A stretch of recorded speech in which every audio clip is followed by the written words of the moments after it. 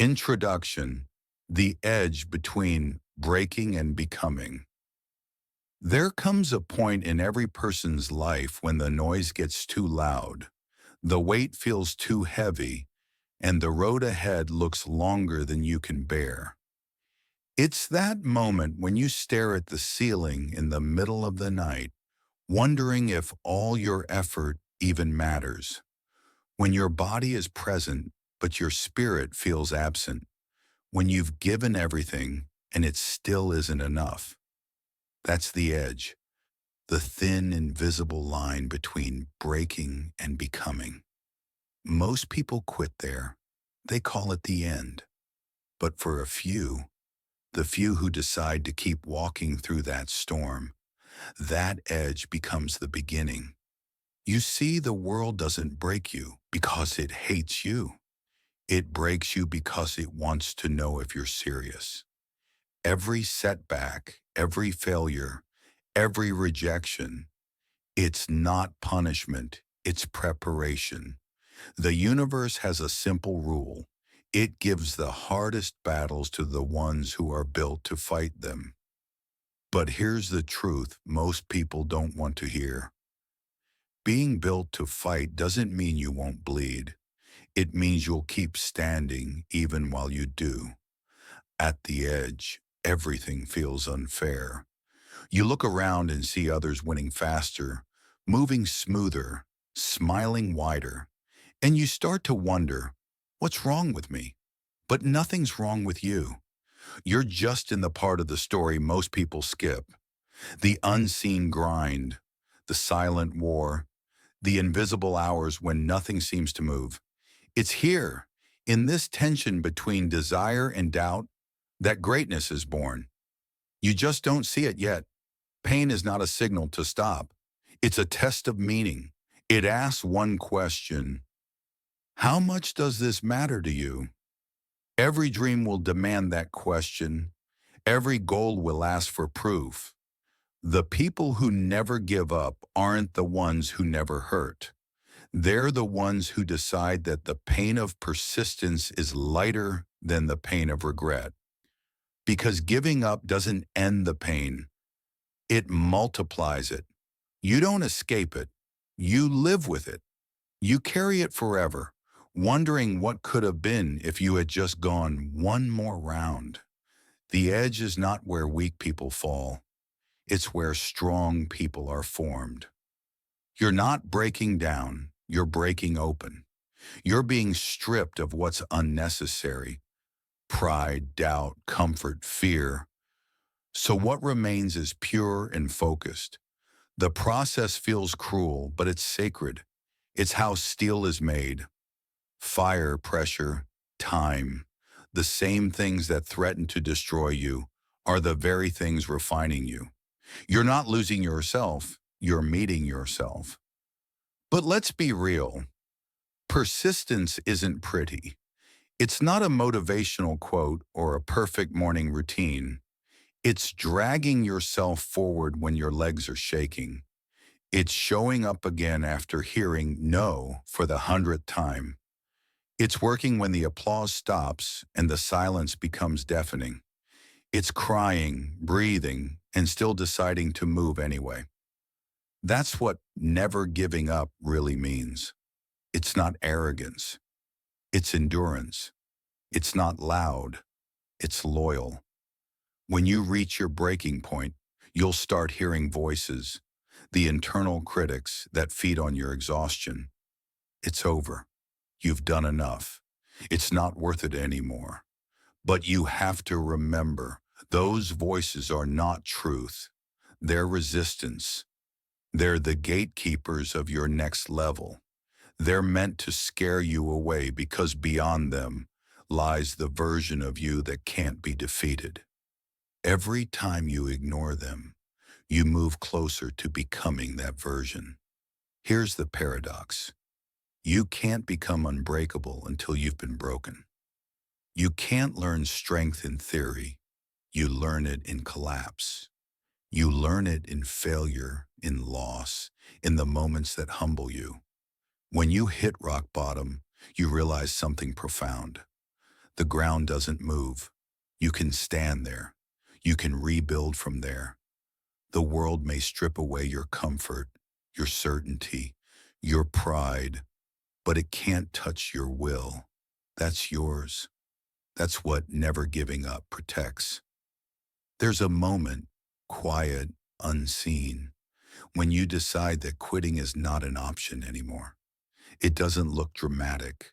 It's not lightning or thunder. It's just stillness. You take a breath. You stand up. You keep going. That's the moment everything changes. Because persistence isn't about always feeling strong. It's about acting strong when you don't. It's about doing the work when no one's watching, believing when no one's cheering, and trusting when nothing's certain. The edge is uncomfortable because it exposes everything false in you. The excuses, the pride, the need for approval, they all crumble here.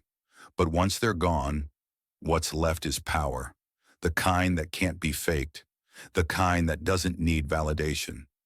You learn that success isn't about never falling. It's about falling and never staying down. You learn that progress is rarely visible in the moment, but always visible in hindsight. You learn that the pain that once scared you is now the proof that you're alive and fighting for something real. So when you feel like you're at the end, remember, it's not the end. It's the edge. And every great life is built on that edge. Every legend was once someone who wanted to quit but didn't. Every breakthrough was once a breakdown handled differently. Every victory started with one more step when it didn't make sense to take one. That's where you are now. The hardest place, the truest place, the beginning of transformation. From this moment forward, your mission is simple. Stay in the fight. Don't run from pain. Understand it. Don't avoid failure. Analyze it. Don't curse the struggle. Use it. The edge between breaking and becoming will never disappear, but now you know how to stand on it. You know how to balance. You know how to endure. You are not fragile. You are not finished. You are the storm and the survivor, the broken and the builder, the one who keeps showing up. And that's what separates you from everyone else, because most people quit when it hurts. But you've learned that hurt is just the sound of progress. So take a breath, tighten your grip, and prepare to rise. This is where the story of never giving up begins, right here on the edge, between breaking and becoming. Chapter 1, The Anatomy of Quitting, Why Most People Stop. Everyone wants to win until the work starts to hurt. Everyone talks about purpose until persistence becomes painful. Quitting doesn't happen when you fall behind. It happens when you start believing that progress isn't possible anymore. The mind doesn't surrender in one dramatic collapse. It folds in quiet increments. It starts with hesitation, then comes delay, then comes justification. Eventually, you're calling it peace when it's really surrender. That's the anatomy of quitting, a slow, silent leak of belief. You rarely see it coming. It's not a decision, it's a drift. You tell yourself you're taking a break just for a day. Then the next day arrives and motivation is still gone. You wait for it to come back, but it doesn't. So you stop trying and you rename it wisdom. You say, maybe this wasn't meant for me. But deep down, you know what's happening. You're negotiating with your potential. You're trading what could be for what's easy. Most people stop not because they lack potential, but because they misunderstand pain. They think struggle means failure. They think resistance means it's not working. They think difficulty means destiny is denying them. But pain doesn't mean stop. It means stretch. Resistance isn't rejection, it's refinement. You don't fail when it gets hard. You fail when you start expecting it to be easy. The truth is, everything worth doing demands discomfort. You can't grow without tension. You can't evolve without exhaustion. But the world has trained you to avoid both. The comfort trap is the first stage of quitting. It's soft, it's reasonable, and it always sounds kind. You deserve rest. You've done enough. You're just protecting your peace. But sometimes peace isn't protection. It's permission to decay. Comfort is seductive because it gives you relief without progress. It feels like reward, but it's regression. You start replacing purpose with pleasure, vision with validation. And every time you choose comfort over challenge, you build tolerance for mediocrity. Then comes fear, the invisible hand that pushes you backward while whispering it's keeping you safe. Fear doesn't always look like panic. It can look like overthinking. It can look like hesitation. It can even look like humility. I'll start when I'm ready. I need more time to plan. But fear's favorite disguise is logic. It convinces you that you're being smart when you're actually stalling. It tells you to wait for clarity, but clarity only comes through action. You can't think your way to courage. You have to act your way there. The illusion of too late is fear's final weapon. You start believing your best chances have passed. You tell yourself the window has closed, that your age, your timing, or your luck has run out. But too late is a story told by people who stop trying. The truth is, there is no clock on transformation. There's only resistance. And your decision to move through it or bow to it. Quitting often hides behind logic, but it's emotional at its core. It's born in the gap between what you want and what you're willing to endure. You say you want change, but you're not ready to stay through the chaos that comes before clarity. You say you want greatness, but you only move when it feels good. You can't build resilience like that. You can't reach mastery if you're addicted to momentum. Real growth doesn't happen when things are easy. It happens when you have every reason to stop. And don't. Think back to the times you've quit. Trace the path. It didn't start with a decision. It started with doubt. One small compromise, one missed day, one emotional low. You didn't walk away. You slowly drifted. You talked yourself out of what you once believed in. You built arguments against your own potential. And every time you justified it, you weakened your identity. That's the quiet truth. Quitting doesn't just end goals. It rewires who you believe you are. It turns confidence into caution, hunger into hesitation. But here's the good news. If quitting is psychological, so is endurance. You can rewire yourself to stay. You can train your mind to recognize the signs of surrender before they take hold. When you feel doubt creeping in, you can call it what it is. Not fatigue, not logic, but fear in disguise. You can teach yourself to pause and choose persistence instead of retreat. You can learn to fall without folding. To do that, you must reframe what failure means. Most people think failure is the end. They see it as proof that they weren't enough. But failure is feedback. It's data, not death. It's the mind's way of showing you what needs refining. Every setback is an invitation to adapt, not abandon. Every misstep reveals the next move. You don't fail by falling. You fail by refusing to stand back up. The people who never quit don't avoid failure. They use it like fuel. They analyze, adjust, and advance. They don't take loss personally, they take it purposefully. Let's get something straight. Giving up doesn't protect you from pain, it guarantees it.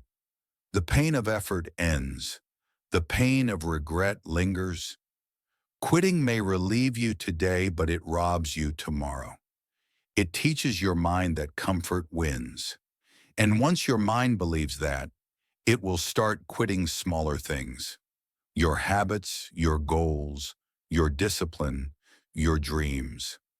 Quitting is contagious. It spreads to every area of your life until you're living half awake, wondering where the fire went. Every time you stop short, a part of you remembers. It doesn't forget the unfinished dream. It replays it in quiet moments. The drive home, the midnight thought, the silence before sleep. You feel it as restlessness, but it's not restlessness. It's potential knocking. It's your purpose reminding you that it's still waiting. You don't escape what you abandon. You carry it like a shadow until you face it again. So ask yourself, what made you stop last time? Was it pain or pride? Fear or fatigue? Did you stop because you couldn't or because you decided it wasn't worth it? Most people don't realize that giving up is a choice repeated so often it feels automatic. But once you see it, you can stop it. Awareness breaks the pattern. You can't unsee what quitting costs you. You can't unknow the truth that you were capable all along. The anatomy of quitting reveals something deeper. That endurance isn't about force, it's about faith. Faith in the process. Faith in yourself. Faith that effort compounds even when it's invisible. When you hold that belief, you stop measuring progress by how it feels and start measuring it by how you show up. You stop asking, "Am I there yet?" and start saying, "I'm still here." That's power. That's persistence. That's the mindset that separates dreamers from doers. When you understand why most people stop, you gain the ability to keep going. You realize quitting isn't an event. It's erosion, and erosion can be stopped. You stop it by recommitting every day. You stop it by moving through fear instead of waiting for it to fade. You stop it by turning failure into feedback instead of letting it define you. So the next time you feel yourself pulling back, when you feel the quiet temptation to rest just for a while, remember what's really happening. You're standing at the fork, belief or doubt, endurance or escape. One path builds you, the other buries you. Choose the one that hurts now but heals later. Choose persistence over paralysis. Choose the struggle that shapes you. Because quitting might feel safe today, but it kills your future one hesitation at a time. And one day when you look back, you won't remember the days you tried and failed.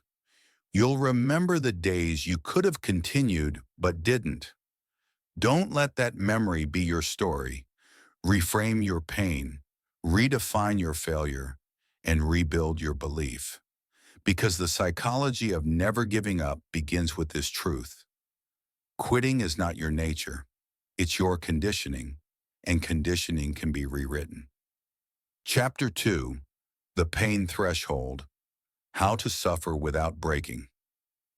Pain is not the enemy. It's the entrance exam.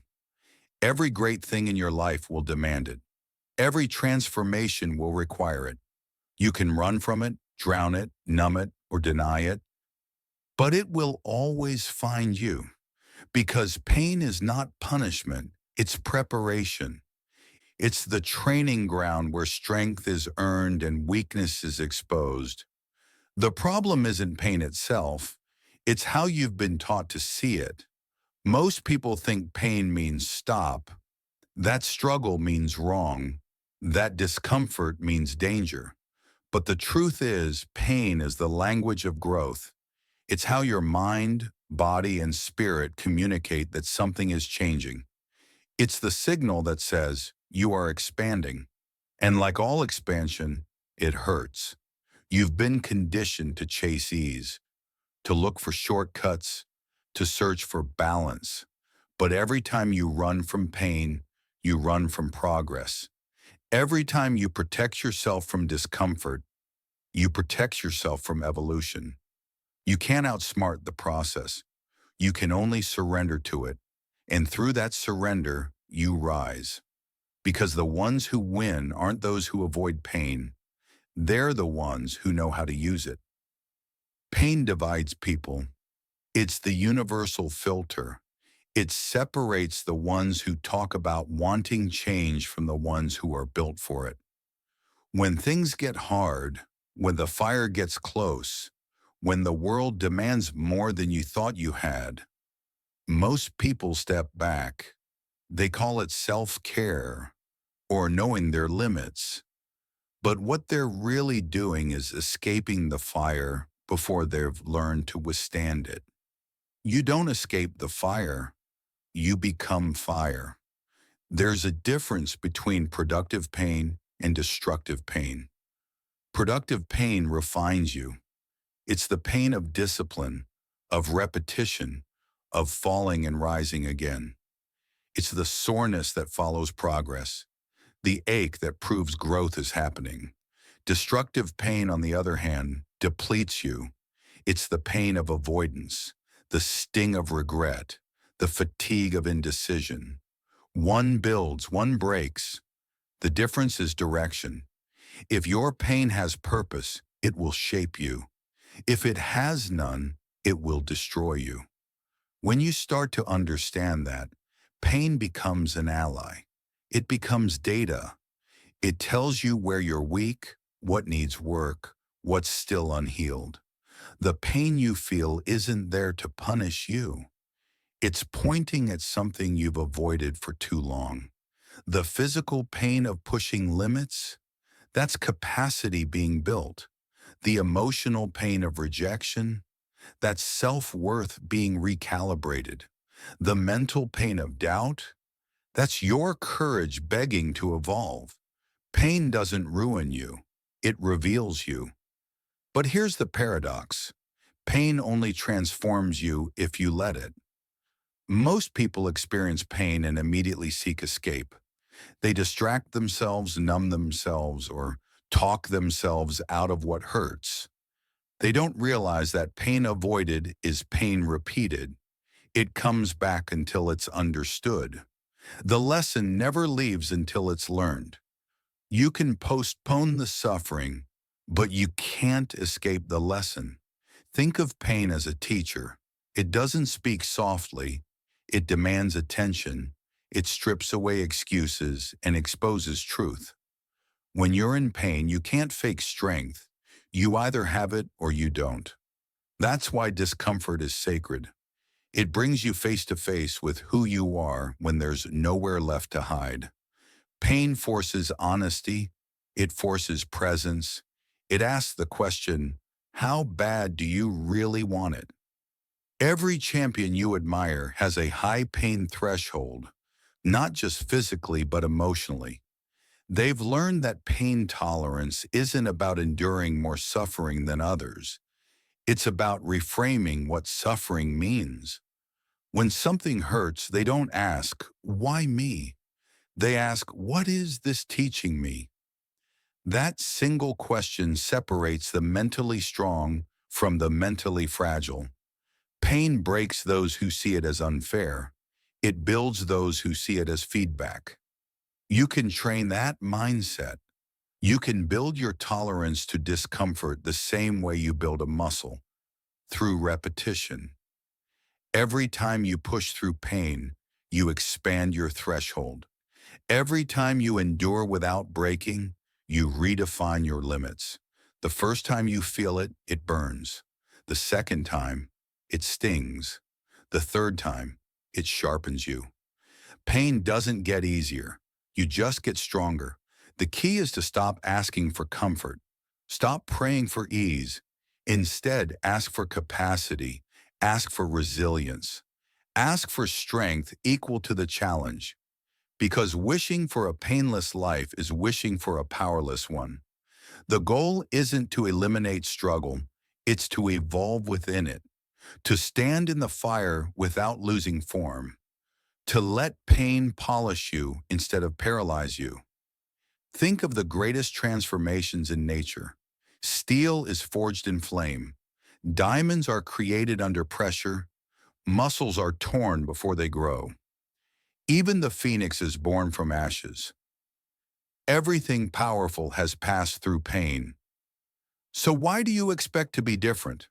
Why do you expect greatness without resistance? Growth and suffering are twins. You can't separate them.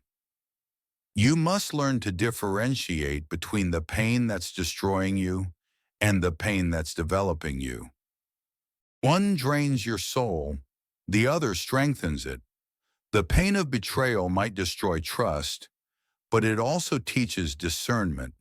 The pain of failure might crush your ego, but it builds humility. The pain of loss might break your heart, but it expands your empathy. Pain has two paths, resentment or rebirth. You get to choose which road you take. Here's a truth that will set you free.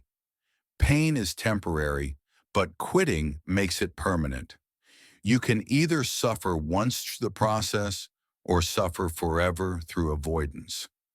One path hurts now and heals later. The other feels easy now but bleeds for years. Pain is the currency of transformation. The price is non-negotiable. The only question is whether you'll pay it willingly or live in debt to what you avoided. When you hit your pain threshold, when every fiber of you screams to stop, that's where most people break and where your real work begins. That's the moment you meet the voice that says, I can't. You've heard it before. You've felt it pull you towards surrender. But here's what most don't realize. That voice isn't truth. It's a test. It's your ego protecting comfort. It's your mind trying to save energy. It's the oldest part of you begging to survive when you were built to evolve.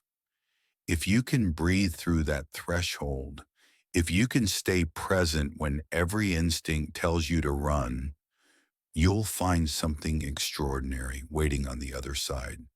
Clarity. Pain clears the noise. It strips away distraction. When you've endured enough, your senses sharpen, your focus narrows, and you realize that the pain itself was never the enemy. It was the signal that you're still alive, still fighting, still growing. There's freedom in learning how to suffer without breaking. It means you no longer fear what others do. Most people are prisoners of discomfort. They'll do anything to avoid it. But when you master pain, it loses power over you. You stop negotiating with excuses. You stop waiting for ideal conditions.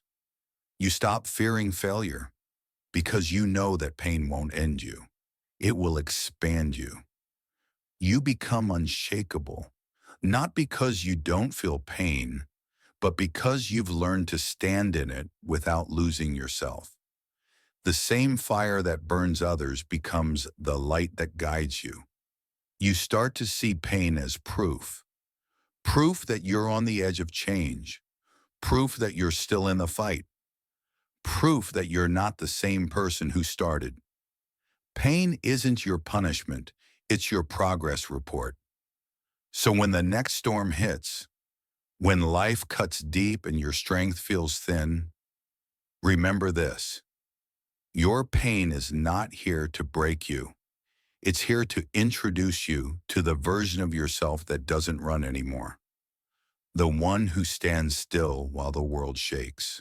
The one who breathes through fire and turns it into fuel. You don't escape the fire. You become fire. You don't outgrow pain. You outgrow your fear of it. And that's when the real transformation begins. Pain stops being a curse and becomes your calling card. The proof that you're still moving, still fighting, still alive. Suffer with purpose. Endure with faith.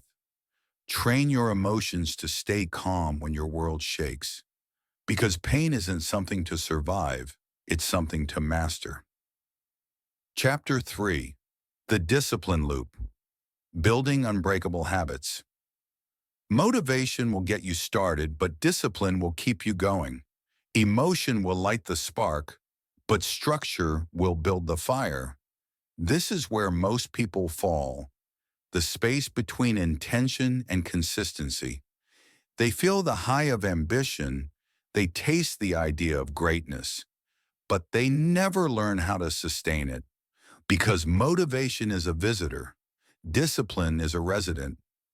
You felt that rush before, the late night inspiration, the new plan, the promise that this time will be different. But a few days later, when the emotion fades, the mind begins its negotiation. Maybe tomorrow, maybe next week, maybe later.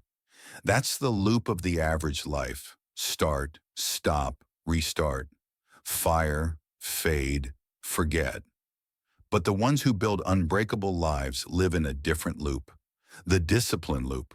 The cycle of doing what must be done, whether it feels right or not.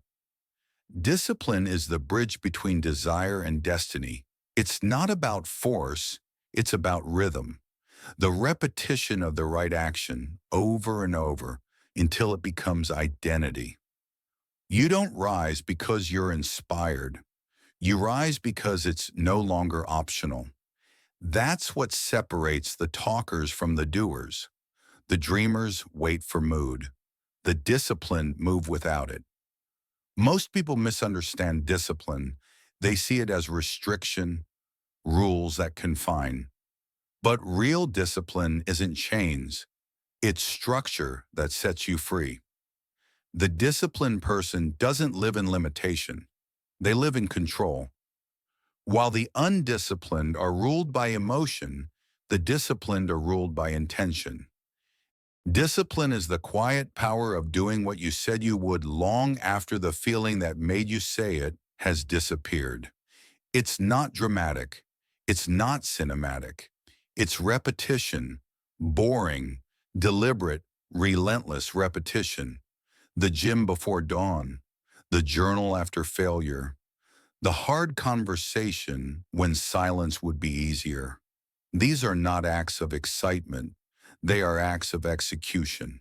Discipline is built when no one's watching, when there's no applause, no reward, no immediate result.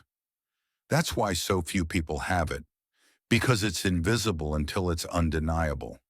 You can tell who's disciplined not by what they say, but by how they move. The disciplined don't talk about goals. They act on systems. They don't wait for the right day, they create the right routine. Their progress isn't measured in bursts of effort, it's measured in consistency of direction. Discipline turns chaos into order. It replaces impulse with intention. It transforms potential into performance. There's a loop to discipline, a formula that builds momentum. It starts with a decision, a single, deliberate choice to do something daily, no matter what. Then comes execution. The act itself repeated until it no longer feels like effort, but expectation. Finally, identity. The moment when you no longer have to remind yourself to do it because it's simply who you are. Decision, execution, identity. That's the loop. And the more you repeat it, the stronger it becomes. But here's where most people break it. They start strong but never sustain it. They confuse intensity with consistency. They want massive change overnight, not small improvement daily. They sprint for a week and then collapse under the weight of impatience. Discipline doesn't care how fast you start. It only measures how long you last. The slowest consistent worker will always outperform the fastest inconsistent one. The discipline loop rewards those who stay in motion, because the more you show up, the easier it becomes to show up again. Discipline compounds. It creates momentum that motivation can't. You stop relying on emotion and start relying on proof. Proof that you've done it before, proof that you'll do it again. That's the power of repetition. It builds evidence, and evidence builds belief. When you miss a day, you don't start over, you resume. Because discipline isn't perfection, it's persistence. The disciplined don't punish themselves for missing. They return to routine before emotion has time to justify the break. They understand that progress is not lost by failing once, it's lost by failing to return. The faster you resume, the stronger your loop becomes. This is how identity forms. Every repetition casts a vote for who you believe you are. Every act of discipline says, I am the kind of person who follows through. You stop trying to become disciplined and start being disciplined. You stop chasing motivation because your habits carry you when emotions don't. You no longer need to feel ready. You've trained yourself to move regardless. But make no mistake, discipline isn't easy. It's war with your lesser self, the part of you that loves comfort, delay, and distraction. The one that says, it's okay to skip today. Every day that version of you will whisper, and every day you must answer with action. You defeat that voice not once, but repeatedly. You bury it with consistency, because once you stop negotiating with it, you start dominating it. Excuses are the language of the undisciplined. They're beautifully crafted stories designed to protect weakness. I'm tired. It's not the right time. I'll start when things calm down.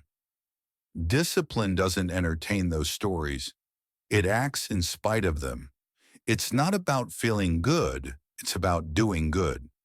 You don't need a perfect plan. You need relentless execution. You don't need more time. You need more commitment. The difference between chaos and control is repetition. The difference between excuse and execution is decision. You choose your future one routine at a time. If your days are ruled by randomness, your results will be too. But if your days are ruled by structure, your success becomes predictable. The disciplined don't wait for clarity. They create it through consistency. You can feel it when your discipline is slipping. You start to rationalize small breaks. You tell yourself you've earned rest before you've earned results. You start to drift. That's when you must tighten the loop. Return to the basics, the small things, the wake-up time, the training, the focus, the deliberate routine, the foundation that built your strength in the first place. Discipline is maintained not through big wins, but through small commitments honored daily. Every system you build either reinforces weakness or strength. Your habits are not neutral. They're architects of identity. The things you do repeatedly, even the smallest, shape who you become. The morning scroll or the morning stretch. The instant gratification or the long-term grind. Each one votes for the life you're building. Most people underestimate how loud their patterns speak, but life listens to your patterns, not your promises. The discipline loop demands self-awareness. You must constantly audit your habits. Ask yourself, is this helping me rise or making me retreat? If it's not moving you closer to mastery, it's moving you further from it. No habit stands still. Every choice compounds toward strength or softness, toward growth or decay. Discipline is not about control of time. It's about control of direction. The beauty of discipline is that it simplifies life. It removes noise, reduces decision fatigue, and eliminates uncertainty. You don't waste time wondering what to do. You already know. You've built your day around intention. The more disciplined you become, the freer you feel. Because chaos is heavy, but structure is light. Most people think freedom is the absence of restriction. The truth is, freedom is the reward of routine. There's power in knowing you can depend on yourself. That when everything else fails, your habits won't. That no matter the chaos, you can still anchor yourself in your system. That's what unbreakable discipline gives you, self-trust. And self-trust is the foundation of every form of power. When you trust your habits, you stop doubting your ability. When you control your routine, you stop being controlled by emotion. Discipline will outlast motivation, outwork talent, and outperform emotion every time. You'll notice that the most powerful people don't talk about how they feel. They talk about what they do. They know that emotion is a passenger, not a driver. Discipline keeps the wheel steady through every storm. And when others are lost in hesitation, the disciplined are miles ahead, quietly, consistently, relentlessly building. So ask yourself, are your actions aligned with your ambition? Are your routines reflecting the future you claim to want? Because every day, your habits vote. Every day, your systems speak. And whether you rise or fall will always depend on one thing: your discipline loop. Build it, protect it, repeat it, until showing up is no longer something you do. It's who you are. Because motivation will fade, emotion will fluctuate, but discipline will remain. You don't rise when you are motivated. You rise when you are committed. Chapter 4. The Enemy Within. Fear, Doubt, and the Inner Quitter. The hardest battles aren't fought in public. They're fought in silence. Not against the world, but against yourself. Against that voice in your head that tells you to slow down, to stop, to settle. The voice that sounds like logic but breathes fear. The voice that says, "You've done enough." It doesn't shout, it whispers. And that whisper kills more dreams than failure ever could. You've met this enemy before. You've heard it when the alarm goes off and you bargain for 5 more minutes. You've felt it when doubt crawls into your chest right before you take a risk. You've listened to it when you talk yourself out of doing what you knew had to be done. That voice doesn't belong to your enemy. It belongs to your ego, the protector of comfort, the master of excuses, the architect of almost. The ego isn't evil, it's afraid. It wants safety, it wants certainty. It wants to protect you from rejection, embarrassment, and pain.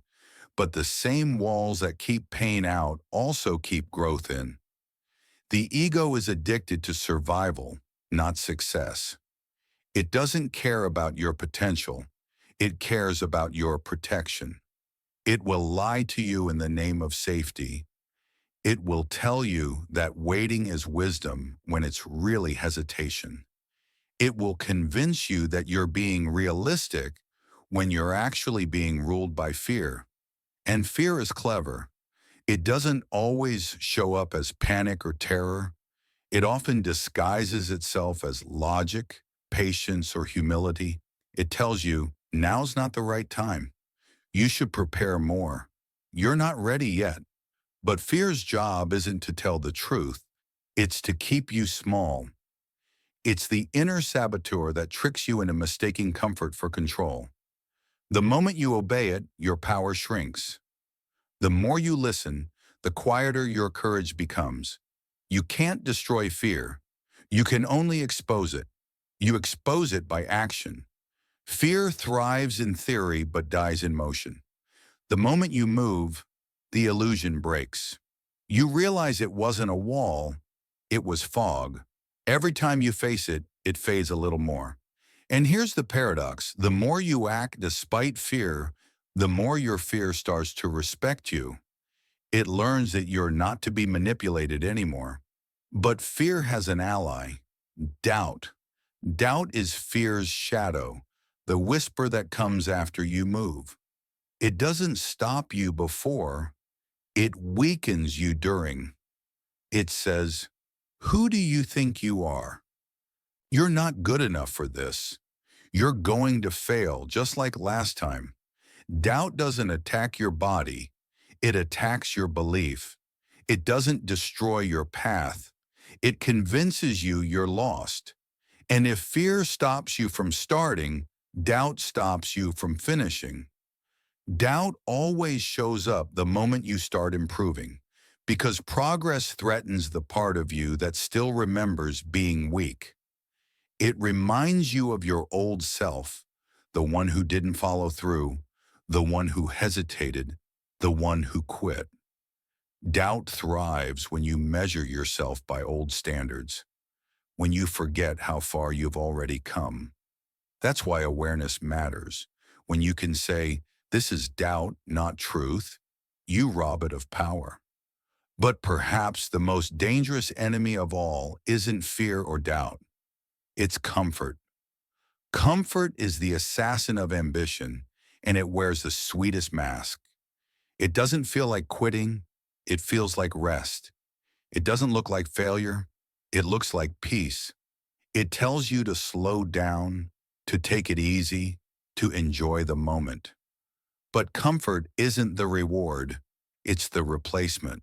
It's what you accept when you stop chasing what's meant for you. Comfort builds slowly, invisibly. One skipped workout, one delayed project, one excuse disguised as self-care. Before long, your drive fades, your hunger dulls. You convince yourself you're happy, but deep down, you feel the ache, the quiet frustration of unused potential. You can't fool the soul that knows it's meant for more. The inner quitter feeds on this comfort. It loves mediocrity because mediocrity is easy. It loves distraction because distraction looks like progress. It loves approval because approval feels like achievement. The inner quitter doesn't destroy you, it seduces you.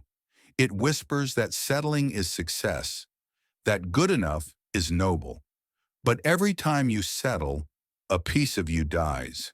The part that dreams, the part that fights, the part that refuses to accept a half-lived life.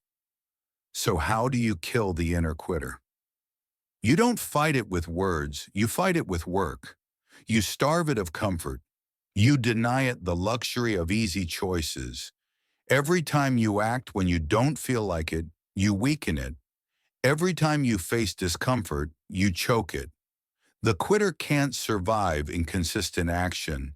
It only lives in hesitation. The moment you move, it loses oxygen. You have to make war on your excuses. They will come dressed in reason. They'll say, "I'm tired. I'm busy. I'm doing my best." But ask yourself, is that truth, or is that the inner quitter finding new language?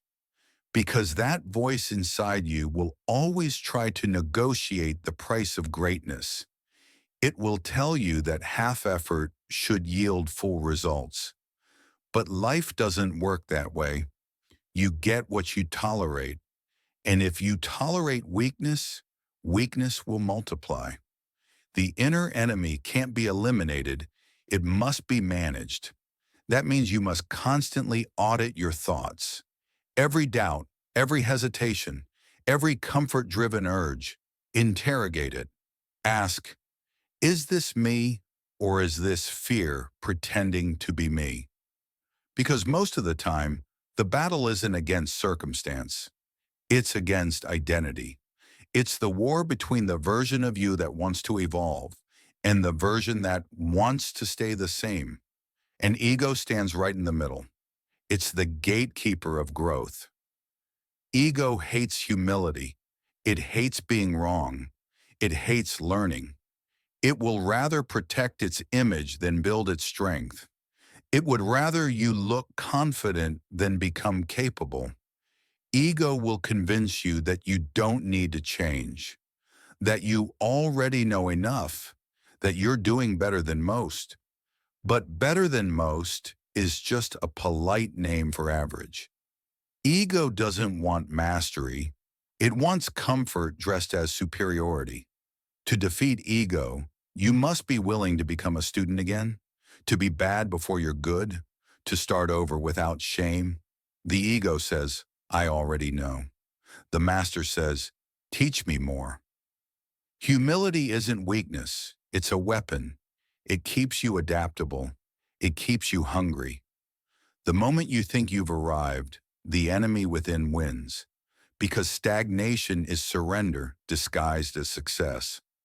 The battle inside you never ends, but it evolves. You won't always fight fear the same way. Doubt won't always sound the same. The quitter will learn new tactics as you rise. That's why awareness is everything. You must build an inner radar that detects lies before they take root. The more you understand yourself, the less power the enemy has. And when fear comes, don't run. Smile, because it only shows up when you're moving towards something meaningful. Fear doesn't visit the comfortable, it visits the courageous. Let it come. Let it speak. Then move anyway. The act of motion is defiance. The act of consistency is rebellion. The act of finishing what you start is warfare against your lesser self. The world outside you is nothing compared to the world within you. You can conquer every mountain, win every award, earn every dollar. But if you lose the fight inside your mind, you lose everything. True victory is internal. The discipline, the persistence, the focus, they all begin here. Every external achievement is built on the foundation of internal mastery. So look within. Call out the voices that don't serve you. Face the part of you that hides behind comfort, fear, and pride. Expose it to the light of action, and it will burn away. Because in the end, you are not fighting the world. You are fighting the part of you that settles. Chapter 5. The Turning Point. How to Rise When It Makes No Sense. There comes a moment in every battle when everything inside you screams to stop. When logic becomes louder than belief. When every reason you had to start fades under the weight of fatigue. You stare at the road ahead and it feels endless. You've given everything, your time, your energy, your heart, and the result still hasn't shown up. You're empty, tired, questioning everything. This is the breaking point, the place where most people fall and never return. But what you don't realize is that this isn't the end. It's the door. The moment you want to quit the most is the moment that counts the most. The breaking point is sacred. It's the threshold between who you were and who you're becoming. It's where you face the truth. Progress isn't always visible. Sometimes the seed grows underground before it ever breaks the surface. But you want proof. You want the reward, the recognition, the sign that it's working. Yet greatness doesn't give receipts in advance. It demands faith first. This is the moment that separates those who say they want it from those who prove they do. You've probably felt this before. The ache in your chest that says, I can't keep doing this. The voice that whispers, maybe this isn't for me. That voice sounds rational. It sounds protective. But that voice is a liar. It's fatigue disguised as truth. It's emotion pretending to be evidence. It's your comfort zone, clawing at the edges of your growth. You are closer than you think, but you can't see it from where you stand. That's what makes this moment so brutal. Your effort feels wasted and your mind wants to retreat. But this is exactly where transformation begins. When everything in you says stop and you move anyway, that's rebirth. That's emotional alchemy, turning despair into determination, turning exhaustion into evidence that you're evolving. The pain you feel isn't punishment. It's proof that you're still in the fight. Growth hides behind that exhaustion because the body breaks before the mind rebuilds. You can't skip this phase. You have to walk through it. You have to bleed for belief. There's a strange kind of silence that comes when you hit rock bottom. It's not loud. It's not chaotic. It's still almost peaceful. Because deep down, you know you've reached the limit of what the old version of you can handle. The old you can't continue. That version must die so a stronger one can rise. That's the turning point. Not when things get easier, but when you realize you're not supposed to go back. You're supposed to evolve. Most people never make it here because they mistake struggle for failure. They think pain is the sign to stop, but pain is the signal that you're close, that your old limits are cracking, that your body, your mind, your will are being forced to expand. You can't reach new strength without first exhausting the old one. That's the price of change. The caterpillar doesn't crawl out of its cocoon. It fights until it tears it apart. You're doing the same. The turning point never feels heroic. It feels hopeless. It feels lonely. It feels like you're talking to a world that's not listening. But the world is listening. It's just waiting to see if you'll continue. The universe rewards consistency, not intensity. It doesn't hand victory to the one who tries the hardest once. It gives it to the one who refuses to stay down no matter how many times they fall. Endurance is the hidden currency of success, and the turning point is where you decide if you'll keep paying it. You have to understand something about breakthroughs. They don't arrive with warning. There's no trumpet, no countdown, no clear signal that the struggle is about to end. It happens suddenly. One more rep, one more call, one more step, and then everything shifts. The dam breaks, the effort compounds, but it never happens until you've given more than you thought you could. The pain before the breakthrough is the final test. It asks one question: will you keep going when it makes no sense to? Because that's the difference between those who rise and those who remain. The ones who rise act without guarantees. They keep moving without evidence. They work when motivation is gone, when hope feels hollow, when no one is watching.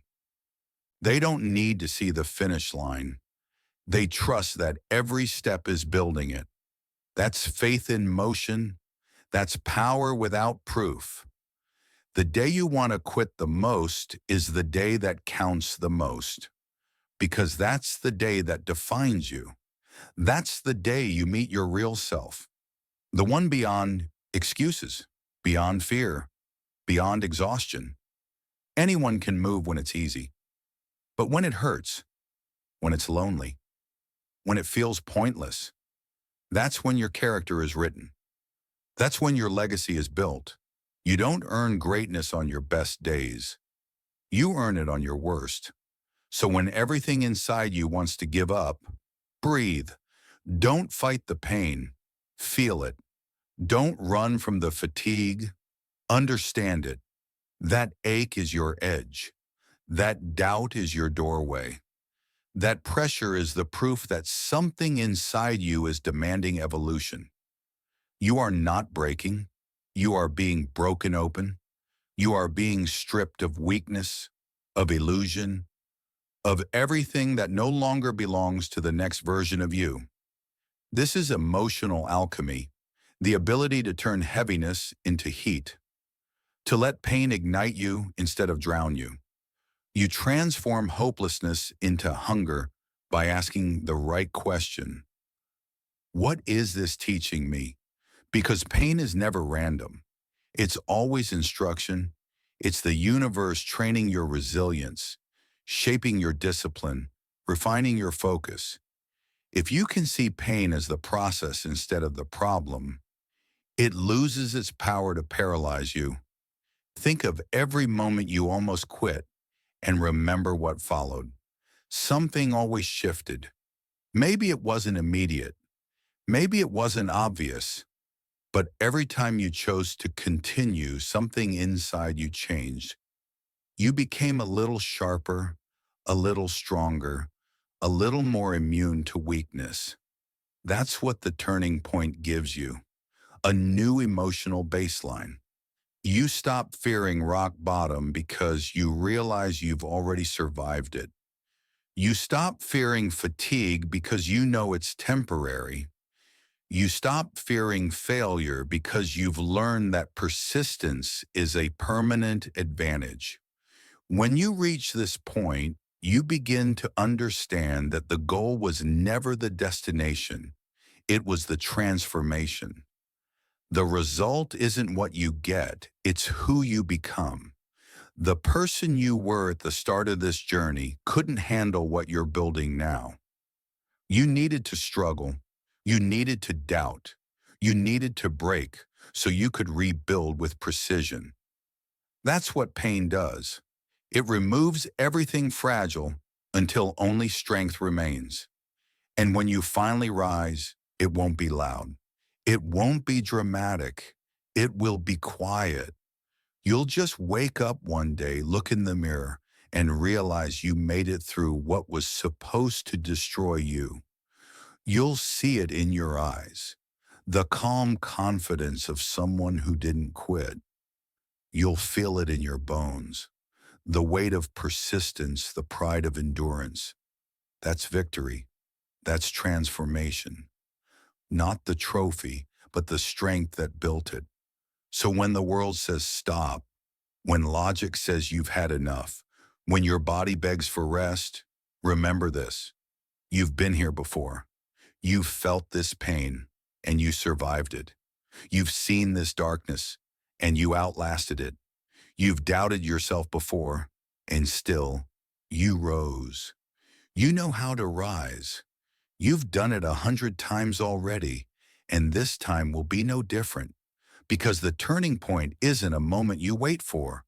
It's a choice you make every single day to keep going when it makes no sense, to fight through the fog, to trust the process even when it hurts.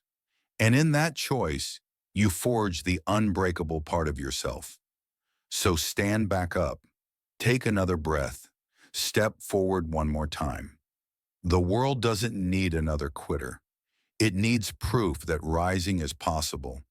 Let that proof be you, because in the end, it's not strength that separates the winners from the rest.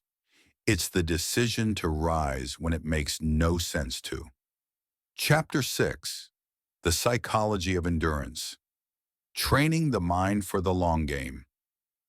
Endurance is not about strength. It's about staying. Anyone can start. Few can continue. The world celebrates beginnings because they're exciting. But endurance, the art of staying long after the excitement dies, that's where greatness lives. The long game doesn't reward the passionate, it rewards the patient. It doesn't ask how fast you can move. It asks how long you can remain committed when everything around you changes. Most people quit because they treat success like a sprint. They burn bright and die fast. They want instant proof that the effort is worth it. But endurance lives in a different dimension. It's the ability to keep moving without evidence, to build without applause, to remain when no one is watching. Passion gets you started, but perspective keeps you going. That's the psychology of endurance. Understanding that time is not your enemy, it's your greatest ally if you know how to use it. The first truth of endurance is this: urgency kills consistency. When you chase fast results, you abandon the process that builds lasting ones. You can't rush mastery. You can't microwave growth. Every seed takes time to root before it rises. The impatient pull it out to check the progress and wonder why it never grows. The wise water it daily, trusting that what's unseen is still growing. The mind trained for endurance doesn't demand speed, it demands direction. Patience isn't passive, it's preparation. It's the discipline to stay calm while everything around you moves at a different pace. The impatient burn themselves out chasing validation. The patient conserve energy for when it counts. Endurance means playing the long game when others are obsessed with the short one. It means understanding that consistency compounds in silence. The world may not clap for you now, but time will. There's a certain peace that comes when you commit to the long game. The rush disappears. The comparison fades. You stop asking, when will it happen? And start asking, how can I sustain this? You begin to understand that greatness isn't one big leap. It's 1,000 small, invisible steps. You stop chasing milestones and start mastering the moments. That shift from outcome to process changes everything. Endurance requires emotional regulation, the ability to feel everything but act on nothing impulsive. You must learn to calm yourself in chaos, to breathe through disappointment, to think beyond the moment, because the long game punishes emotional decision-making. It rewards the steady mind, the one that feels but doesn't flinch. This is where stoicism and science meet. The understanding that emotion is information, not instruction. You can acknowledge pain without surrendering to it. You can feel frustration without feeding it. The goal is not to eliminate emotion, but to manage it. You can't play the long game if every setback shakes you. You can't win a marathon with a sprinter's mindset. You must build inner stillness, an unshakable calm that no outcome can control. That's not coldness, it's clarity. It's knowing that every failure is feedback, every delay is data, and every disappointment is part of your training. When you view time through that lens, nothing feels wasted. Everything becomes information. Everything becomes fuel. Endurance is a skill of emotional recycling, turning setbacks into strategy, boredom into focus, waiting into patience. The ones who last aren't the ones who never feel tired. They're the ones who know how to rest without quitting. They know how to pause without losing purpose. They understand that slow progress is not no progress. The long game rewards those who trust small steps, because small steps repeated long enough make mountains move. The reason most people fail isn't because they lack potential, it's because they lack perspective. They see time as a threat instead of a teacher. They want to win now. They want recognition now. But mastery doesn't live in the now. It lives in the years. It's built through repetition, failure, reflection, and resilience. The greats aren't addicted to speed. They're addicted to staying. They've learned to fall in love with the process of improvement. You must understand, endurance is not about grinding endlessly. It's about aligning endlessly. It's about returning to purpose when emotion fades.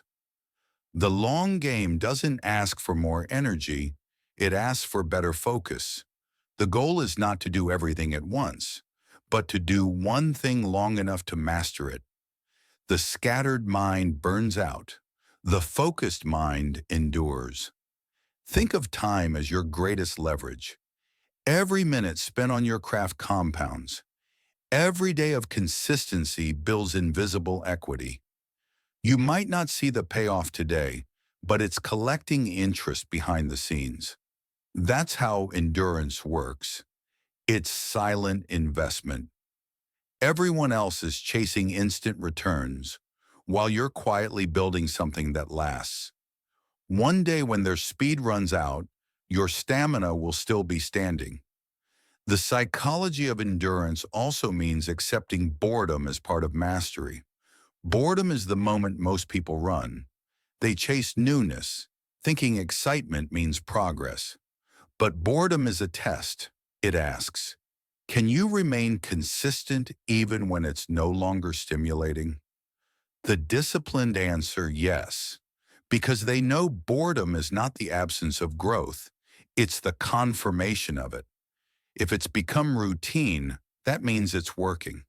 Every day won't be dramatic. Most days will feel ordinary, but endurance turns ordinary into extraordinary through consistency. The repetition others find dull becomes your secret weapon. You stop chasing adrenaline and you start trusting the accumulation of effort. Because over time, the small things stop being small. The tiny habits, the steady effort, the patient days, they build momentum so strong that even when motivation dies, movement continues. There's science behind this too. The brain thrives on repetition. Neural pathways strengthen through consistency, not intensity. The more you repeat a pattern, the more efficient it becomes. Discipline literally rewires your brain for endurance. What was once effort becomes instinct. What was once struggle becomes second nature. That's how habits become identity, and identity sustains what emotion cannot. But here's the paradox. True endurance feels less like force and more like flow. Once you stop fighting time, you start moving with it. The long game rewards patience not with slowness, but with peace. You stop rushing toward the future because you trust that the work you're doing now is enough. That doesn't mean you stop striving. It means you stop panicking. You still chase growth, but from a calm, grounded state. You've learned that consistency beats urgency. The mind trained for endurance understands that nothing lasts forever. Not success, not struggle. Everything cycles. So when the highs fade, you don't panic. When the lows arrive, you don't despair. You learn to observe rather than react. You've accepted that persistence isn't about winning every battle. It's about never leaving the battlefield. You can retreat, recover, re-strategize, but you don't leave. That's what makes you unbeatable over time. You start seeing time differently. It's no longer something to escape. It's something to master. The impatient run out of time because they rush through it. The patient create time because they control their pace. When you move with awareness, every moment becomes useful. Every second becomes service to your mission. You're no longer racing against the clock. You're walking beside it. Endurance also requires faith in invisible progress. You won't always see the payoff. You'll go through seasons where everything feels still, where no one notices, where effort feels unrewarded. But that's when the real growth happens. Like roots digging deep before the bloom, you're building unseen strength. The long game demands trust in the unseen, that what you're doing matters even when no one's watching. That's maturity. That's mastery. And here's where endurance transcends motivation. It becomes identity. You stop saying, I will endure, and start saying, I am endurance. It's no longer something you do. It's who you are. You show up not because it's exciting, but because it's non-negotiable. You work through boredom, through doubt, through distraction, because the work itself defines you.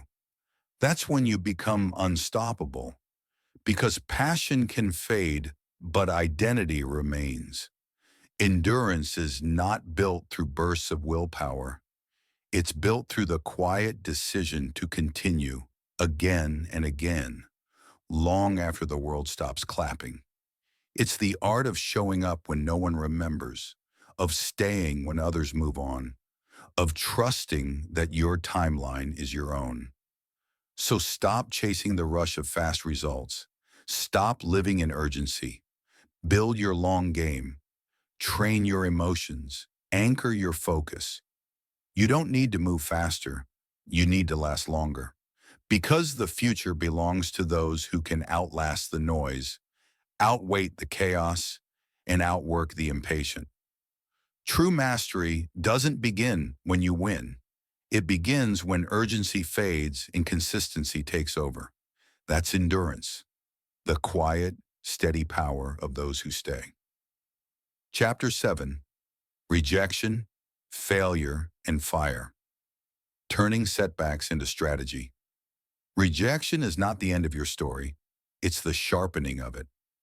Failure is not proof you weren't enough. It's proof you were trying to become more. Every burn, every bruise, every no you've ever received wasn't punishment. It was preparation.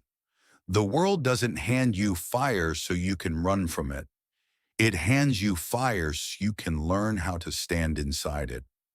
Most people never rise because they never reframe. They take failure personally. They believe rejection means stop. They think one closed door is the universe saying no forever. But rejection is rarely about denial. It's about direction. It's redirection disguised as defeat. The moment you stop taking it personally, you start using it professionally. You start turning what once broke you into what now builds you. You are not defined by the moments that crushed you. You are defined by what you created from them. Every failure carries a seed of design, a lesson, a signal, a shift.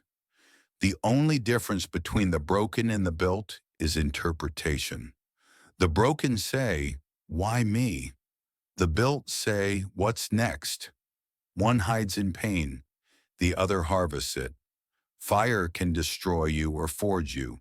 It depends on how long you're willing to stand in it. Steel doesn't resist the flame.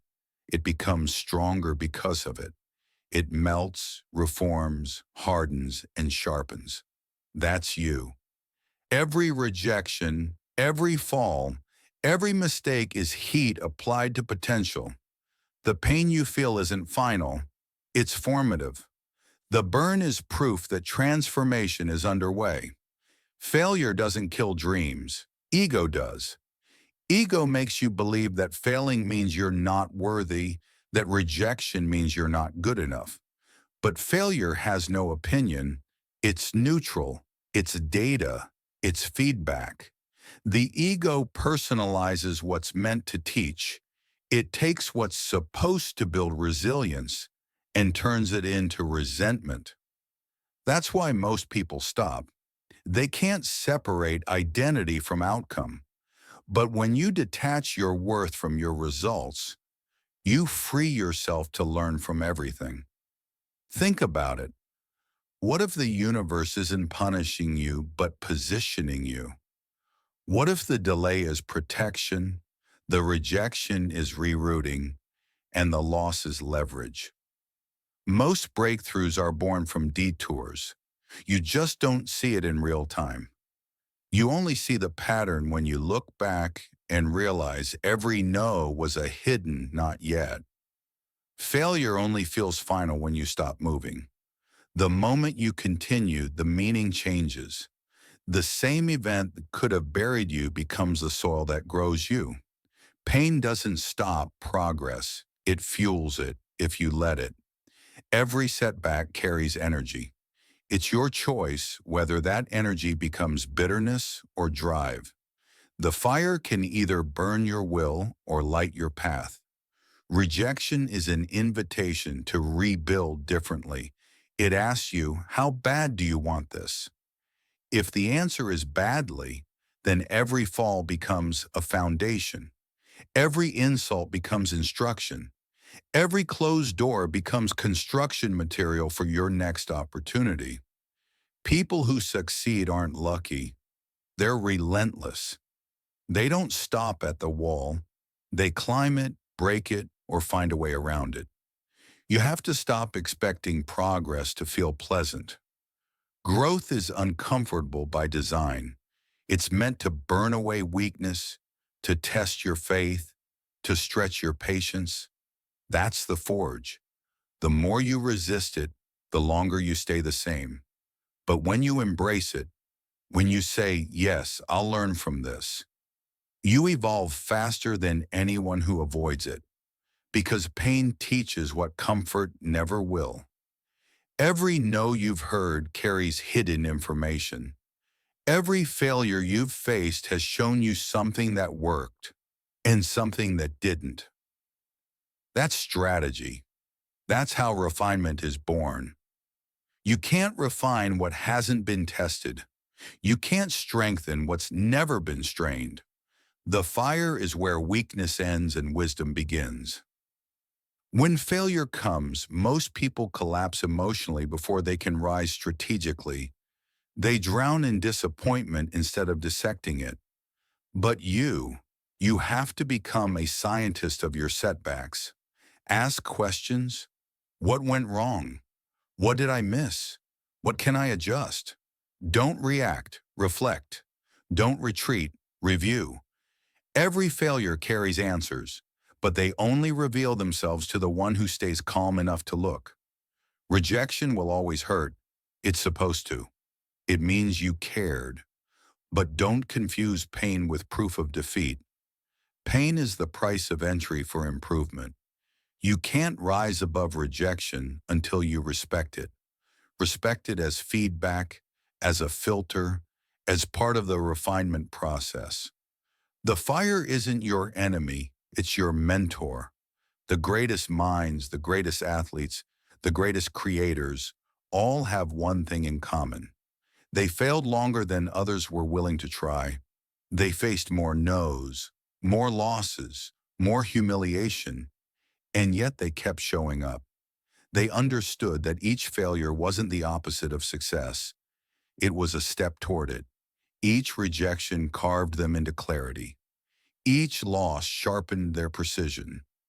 Every blow built endurance. The world will test you through failure to see if you can carry success. Because if a single no can stop you, a single yes will destroy you. You can't handle victory until you've survived defeat. That's the truth people avoid. Strength doesn't come from wins. It comes from recoveries. Every comeback writes a layer of resilience on your soul. Failure also refines humility. When you fall enough times, you stop pretending you're invincible. You learn empathy, patience, and perspective. You stop laughing at others' mistakes because you've made your own.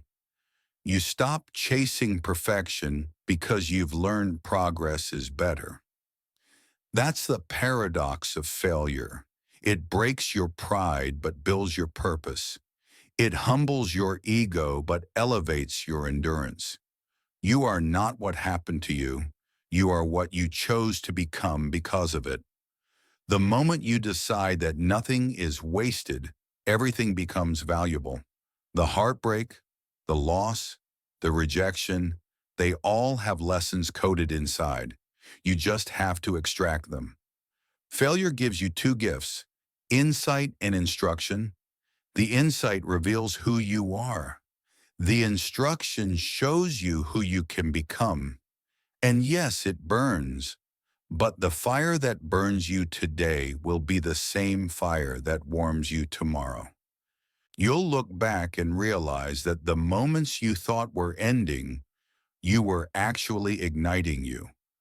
You'll remember the times you cried and realize those tears watered something powerful.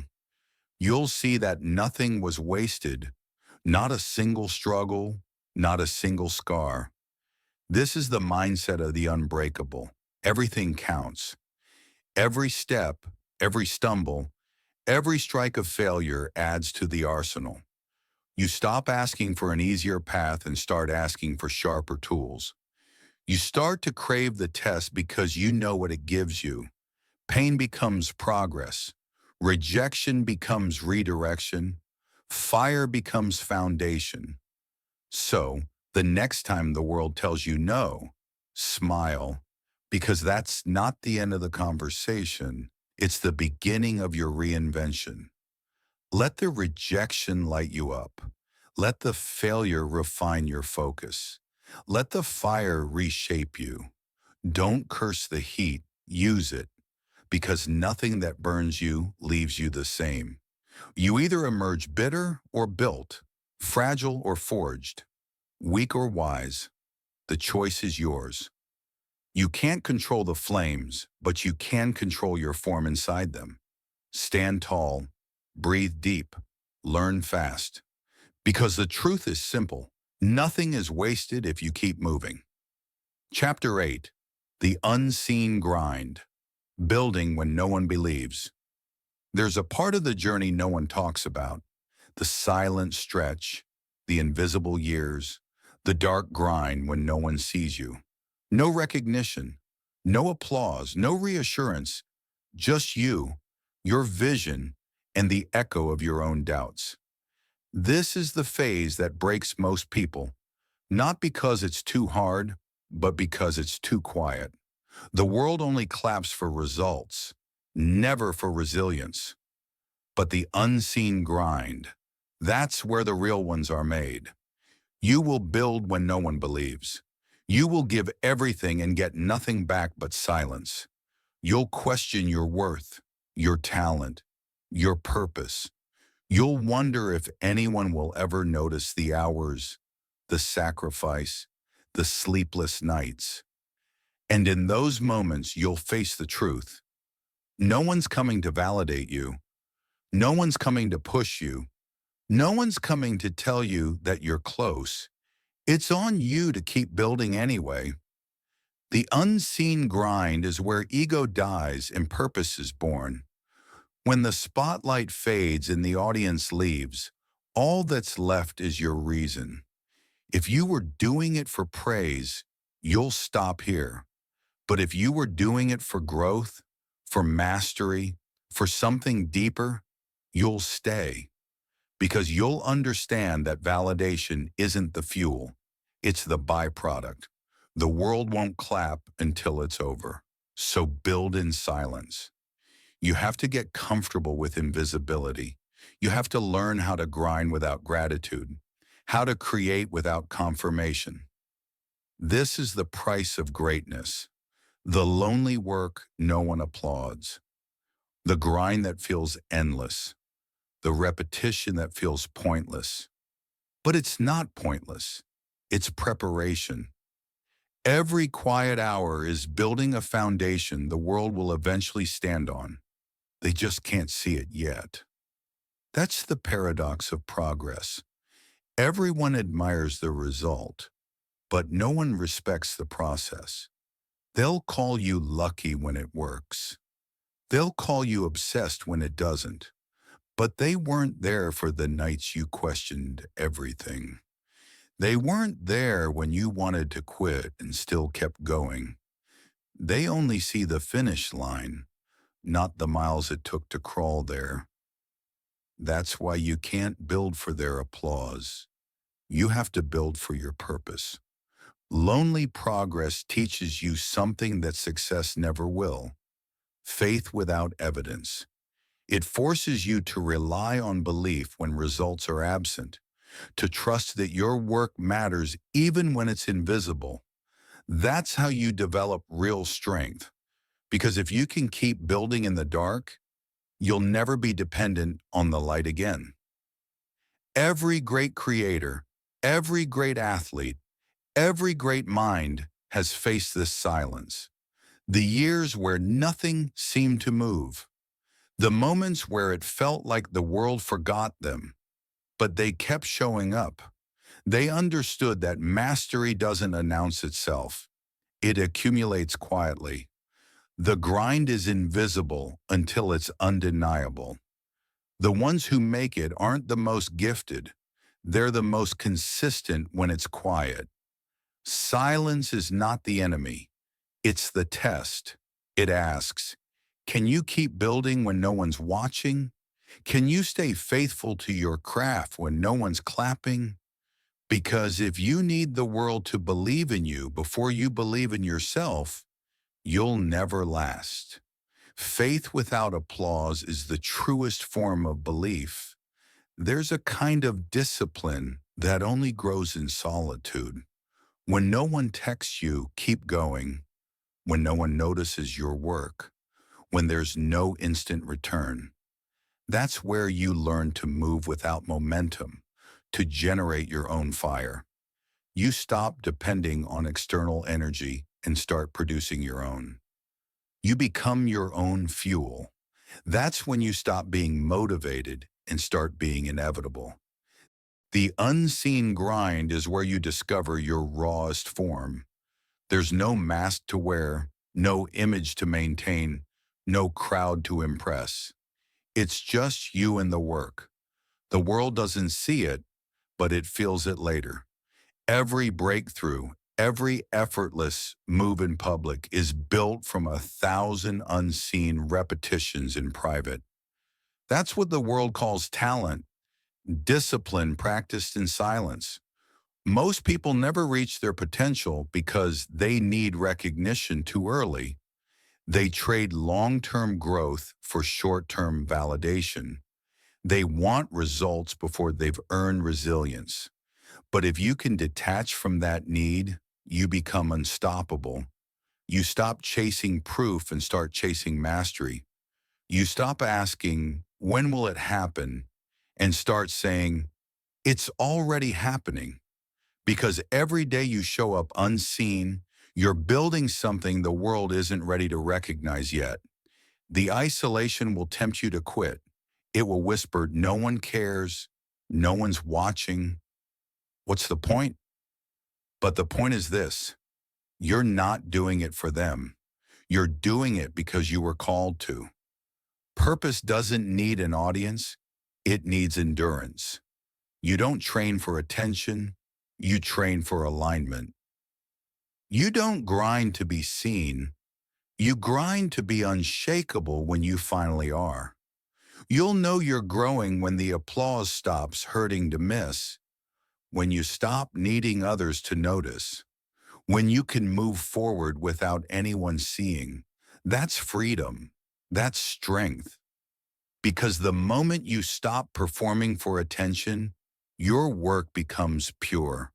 The world's silence no longer wounds you. It strengthens you. It becomes proof that you're building something real.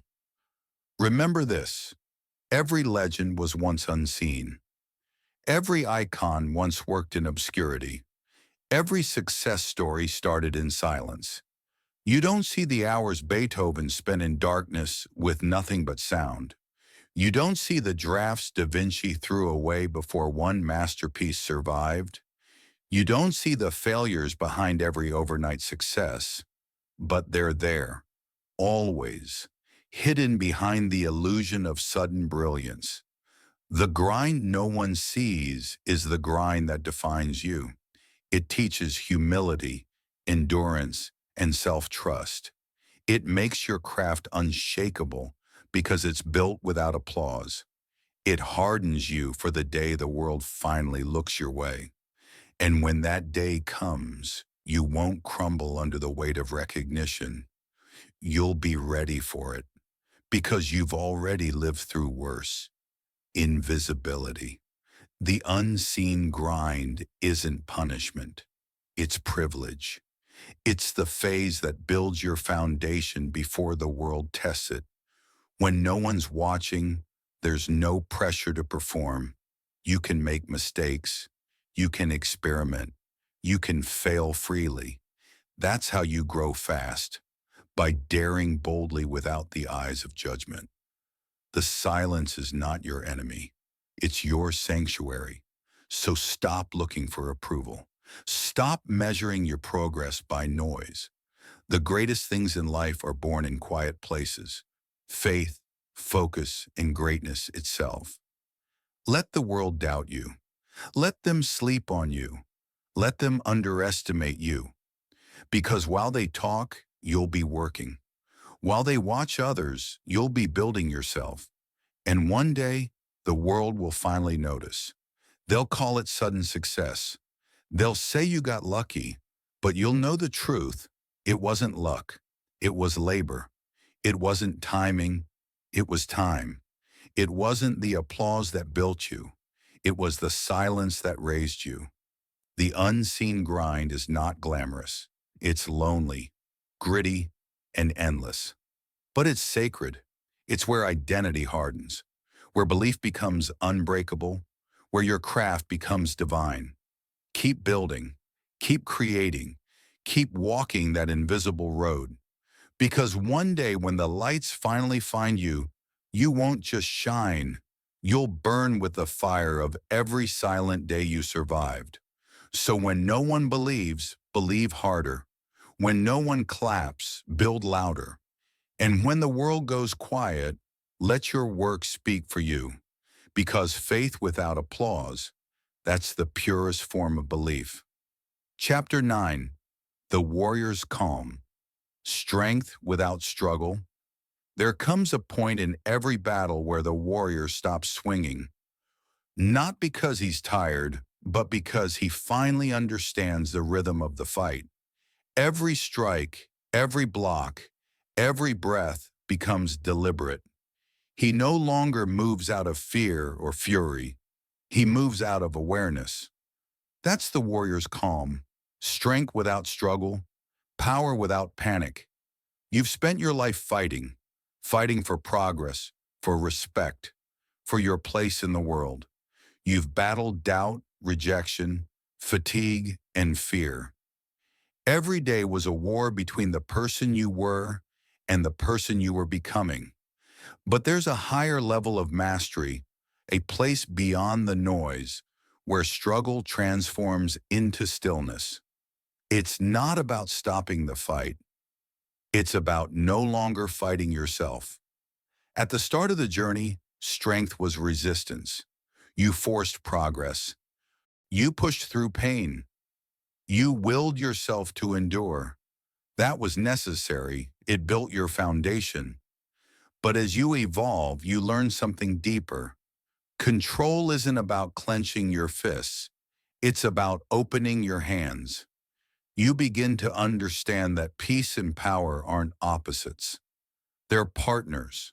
When you stop forcing, you start winning. Because force comes from fear. Fear that things won't work unless you make them. But real power doesn't rush. It doesn't beg. It doesn't chase. It moves with quiet precision. You begin to trust your rhythm, your intuition, your timing. You stop grasping for control and start operating from clarity. That's when discipline becomes grace. That's when execution becomes effortless. The warrior's calm is not apathy, it's awareness. It's the ability to stay centered in chaos, to move without losing your balance. Life will always throw storms your way. The difference now is that you no longer fight the wind. You learn to use it. You've stopped being reactive. You no longer waste energy on what you can't control. You channel it into what you can. You've learned that silence is not weakness, it's strategic patience. Think of a seasoned fighter. They don't panic under pressure. Their breathing slows, their vision sharpens, their body stays loose. They're not fighting the opponent. They're dancing with them. That's what mastery feels like. You stop trying to overpower life and start learning how to flow with it. You become fluid, adaptable, unshakable. The truth is, most people never reach this state because they're addicted to chaos. They confuse struggle with purpose. They think the grind must always hurt to mean something. But constant tension drains your power. A bow that's always drawn eventually breaks. The goal isn't to stay in resistance. It's to master relaxation with an effort. Calm is not the absence of action, it's the efficiency of it. You've earned your calm. You've bled for it, failed for it, fought for it. But now you realize the most powerful thing you can do is move without force. It's not about giving less. It's about wasting nothing.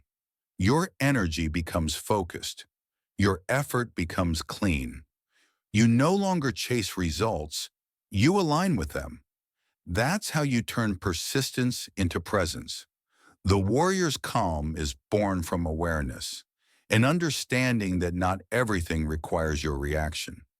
You stop responding to every provocation, every doubt, every distraction. You choose your battles. You protect your peace. You don't waste emotion on noise. You conserve it for creation. You don't let the world pull you into its chaos. You draw it into your stillness. There's power in knowing that you no longer need to prove anything. You don't need to fight every opinion, win every argument, or defend every decision. You've learned that silence wins battles that words never could. You don't need to announce your strength anymore. You embody it. The calm mind becomes magnetic. The focused soul becomes unstoppable. True mastery feels peaceful. It's not explosive. It's steady. It's not loud. It's lethal in its quietness. Because chaos can't touch someone who has stopped needing control. The moment you stop reacting to every disturbance, you start directing the energy instead. You become the eye of the storm, the still point around which everything else spins. Detachment is not indifference. It's clarity. It means you see things for what they are, not for what your emotions make them. You stop chasing outcomes and start mastering inputs. You no longer demand that life be easy. You focus on being ready for whatever comes. You stop resisting the path and start walking it with grace. Detachment frees you from fear. And when fear fades, focus flourishes. You begin to notice something remarkable. The less you fight, the more you win. The less you chase, the more you attract. The less you cling, the more things flow. That's not luck. It's alignment. The universe starts cooperating with the person who no longer resists it, because when you're calm, you make clearer decisions. You act with precision. You become efficient with energy. You stop swinging wildly and start striking deliberately. This is the level where persistence becomes effortless. You no longer have to remind yourself to stay disciplined. It's who you are. You no longer need motivation. It's embedded in your movement. You've transcended struggle and entered flow. You still work, but it no longer feels like war. You're not surviving anymore. You're creating. You can see it in your posture, in your breath, in your gaze. You no longer carry the chaos of the world inside you. You've learned to let things pass through without letting them stay. The same problems that once shook you now barely move you. The same setbacks that once broke you now barely slow you. You've become calm under pressure, precise under pain, patient under progress. That's not detachment, it's evolution. When you master calm, you master time. You stop rushing, you stop fearing that you're behind. You realize that life's pace is perfect. You just needed to sync with it. The long game rewards those who stay consistent, not those who panic for quick wins. You've learned that patience is not waiting, it's trusting. You trust that every move, every season, every challenge is shaping you. And because of that trust, you no longer waste energy on anxiety. There's a quiet kind of confidence that comes when you've endured enough chaos to recognize what matters. You don't flinch anymore. You don't chase what's temporary. You stop fighting for validation and start living from conviction. You've learned that the loudest victories are often silent. The greatest strength is often invisible. When the storm hits now, you don't brace for impact. You breathe through it. You remind yourself, I've been here before. I know this rhythm. I can handle this, and you do. Not because the storm got weaker, but because you got wiser. You learned that calm is not something you find, it's something you build. This is the highest form of power, the ability to stay steady while the world shakes, to stay kind when you're misunderstood, to stay focused when you're doubted, to stay patient when results are delayed. You no longer measure strength by how hard you can push, but by how deeply you can stay rooted. When you stop forcing, you start winning. You start flowing with life instead of fighting it. You start creating from peace instead of pain. You become both warrior and monk, strong yet still, fierce yet free. You realize that control isn't domination, it's alignment. And that alignment, that quiet connection between effort and ease, is what separates the frantic from the fulfilled. So breathe, slow down, step back into your center. You've fought hard enough. You've earned your calm. Let the world spin. Let the noise rise and fade. You know who you are now. You know what matters. Because strength isn't about struggle anymore. It's about stillness. It's about being so grounded that nothing can move you. It's about learning to move through chaos without becoming part of it. That's the warrior's calm, the final form of strength, the quiet power of someone who no longer needs to fight to win. Closing chapter, the immortal mindset, never give up again. There comes a moment when the noise fades, when the fight quiets, and you finally realize it was never about proving anything. It was about becoming someone unshakable. You've been tested by pain, refined by discipline, tempered by failure, and reshaped by endurance. You've walked through fire and found yourself on the other side, different, stronger, quieter. The person you were when this began is gone. What remains is something permanent. You've learned that survival isn't the goal, evolution is.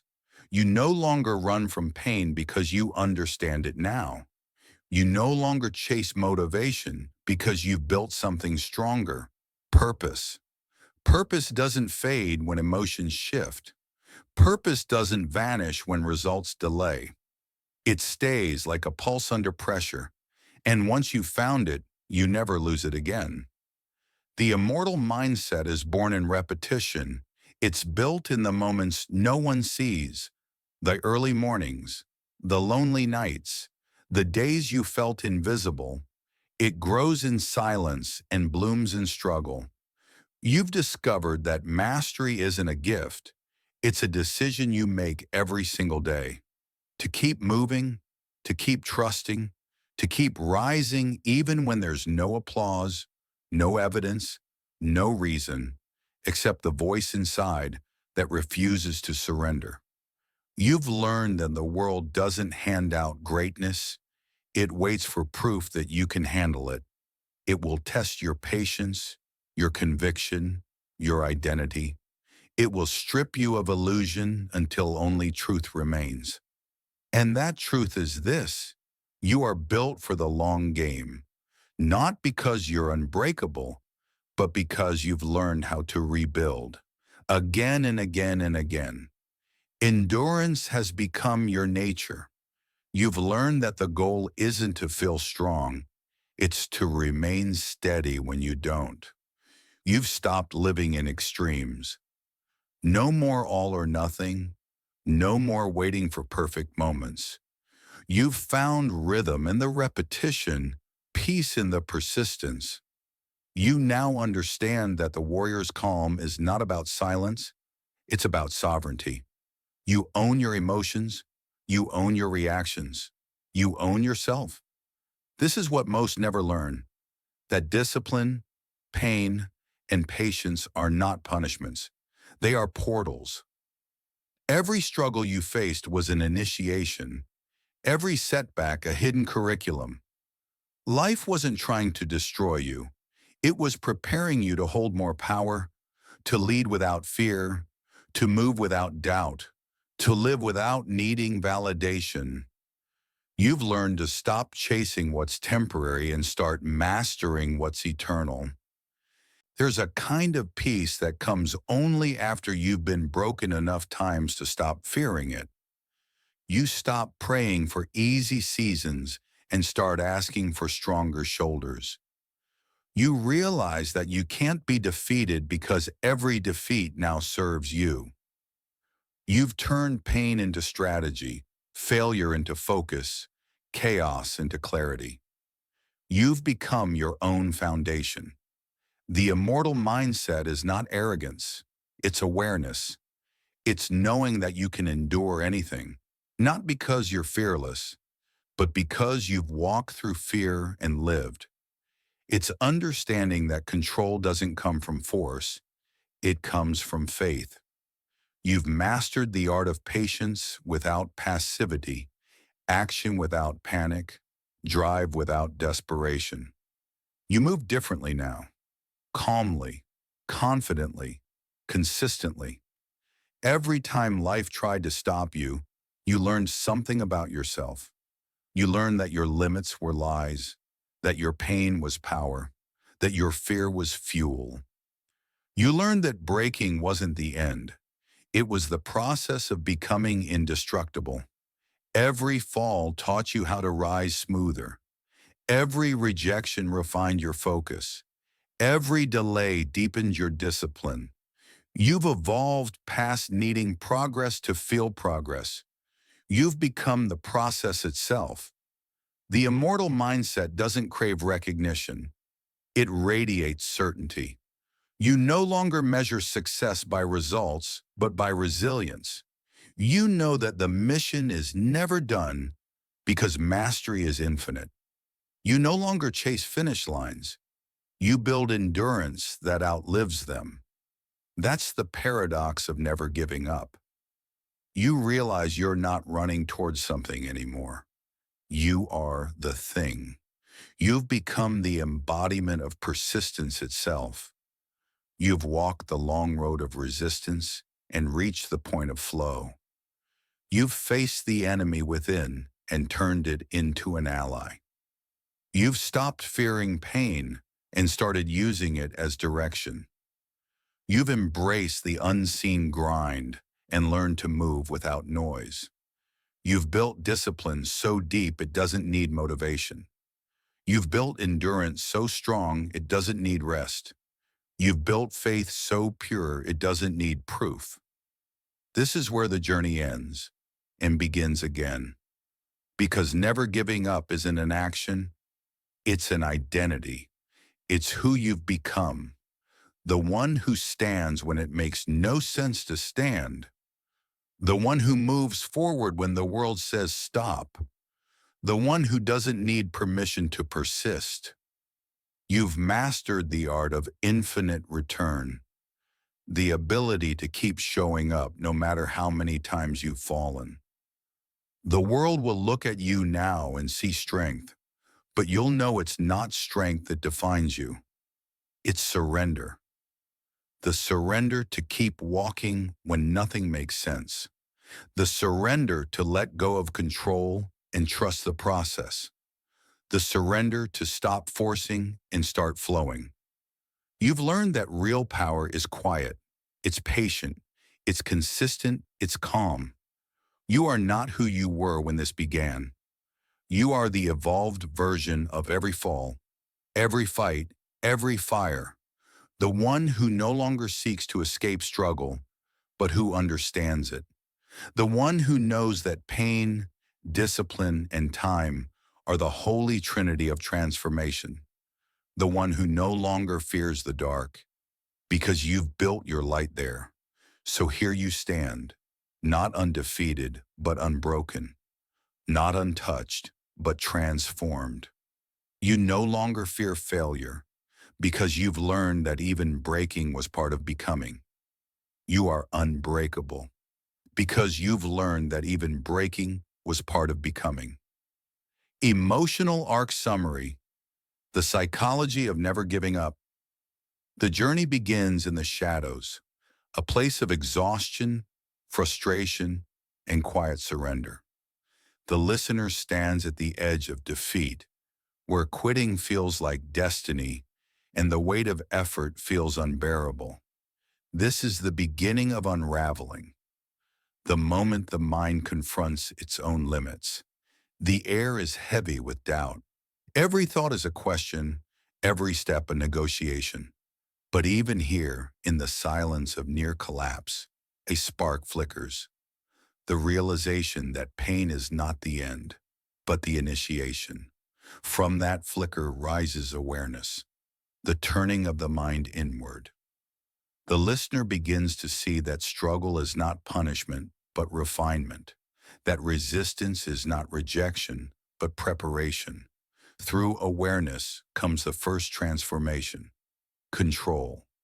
Discipline is born in the ashes of chaos, and what once felt like suffering begins to take the shape of structure. Emotion turns into system. Confusion becomes clarity. The war that was once external moves inward, and from that confrontation with the self, strength begins to form.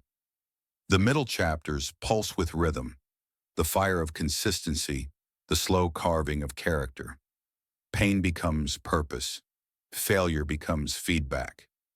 Each scar becomes a story of survival and growth. The listener learns to endure, to build without applause, to stand when no one believes. There is a deep shift from reaction to response, from needing validation to embodying vision. The fire no longer consumes him, it forges. As the journey matures, the tone evolves from defiance to peace. What began as battle transforms into balance. The listener moves from fighting chaos to flowing through it, from shouting at life to listening to it. Patience becomes the new form of strength, and stillness becomes strategy. The ego that once demanded control now yields to wisdom. There's no more panic, only presence. No more urgency, only understanding. The war ends not with a scream, but with a steady breath. In the end, the listener emerges reborn, no longer defined by exhaustion, but elevated by endurance. The struggle that once broke them has become the sculptor of their spirit. They have turned pain into power, silence into strength, rejection into refinement, and effort into identity. The noise is gone. In its place stands calm dominance, the mind that cannot be moved, the will that cannot be bent. This is the full metamorphosis, from chaos to clarity, from despair to dominance, from breaking to becoming. This is the psychology of never giving up, the evolution of the human spirit from mere survival to timeless mastery.